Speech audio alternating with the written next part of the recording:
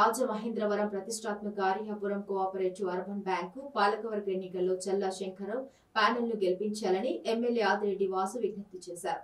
చల్లా belt విజయాన్ని కాంక్షిస్తూ స్థానిక 38-40 డివిజన్లో గురువారం ఎమ్మెల్యే ఆదిరెడ్డి వాసు ప్రచారం నిర్వహించారు. చైర్మన్ అభ్యర్థి చల్లా శంకరరావు 38వ ward TDP in-charge Aryapuram bank director అభ్యర్థి గుడిగ రవి కొండలరావుతో కలిసి ఆయన ఇంటింటి ప్రచారం చేశారు. ఆర్యాపురం బ్యాంకులో సభ్యత్వం ఉన్న వారేళ్లకు వెళ్లిన ఎమ్మెల్యే వాసు ఆ బ్యాంకు అభివృద్ధి కోసం ఖాతాదారుల శ్రేయస్సు కోసం చల్లా ప్యానెల్లోని అభ్యర్థులకు ఓట్లు వేసి గెలిపించాలని కోరారు. గతంలో చైర్మన్ గా చేసిన తమ పెదనాన్న చల్లా శంకరరావు బ్యాంకు పురోభివృద్ధికి కృషి చేశారని గుర్తు చేశారు. సభాధ్యక్షులు రవి గారికి అలాగే ఈనాటి కార్యక్రమం యొక్క ముఖ్య ఉద్దేశం ఆర్యాపురం కోఆపరేటివ్ బ్యాంక్ ఎలక్షన్స్. ఆ ఎన్నికల్లో ఎన్డీఏ కూటమి చైర్మన్ అభ్యర్థిగా పోటీ చేసిన శంకర్రావు గారికి, వారి యొక్క డైరెక్టర్లకు, వేదిక పైన ఉన్న ఇతర పెద్దలకు, విచ్చేసిన వార్డు ప్రజానికానికి అందరికీ కూడా నమస్కారాలు, మీడియా వారికి కూడా నమస్కారాలు తెలియజేస్తా ఉన్నాం.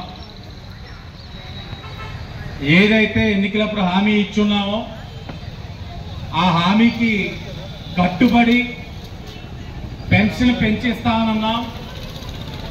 వారి మాదిరిగా 1000 రూపాయలు పెంచుకుంటూ పోతానంటే ప్రతి సంవత్సరం 250 కాదు, పెంచుతాము అని అంటే ఒక్కసారి పెంచి చూపించిన ఘనత ఎన్డీఏ కూటమిదని సందర్భంగా మీకు తెలియజేస్తా ఉన్నాం.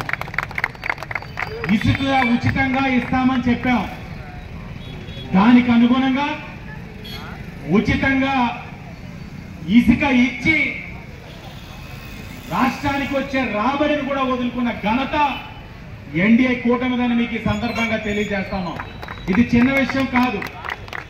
అత్యధిక రాబడి ఇసుక, రాబడిని ప్రజల కోసం వదులుకోవడం అన్నది చిన్న విషయం కాదు. అదే వైసీపీ వాళ్ళు చూడండి, దోచుకున్నారు ఇసుకని, కానీ ఇక్కడ ప్రజలకి ఉచితంగా ఇద్దామని అనుకుంటా ఉన్నాం. అలాగే ఇచ్చిన హామీలు ఇంకొకటి, వచ్చే ఆగస్టు 15న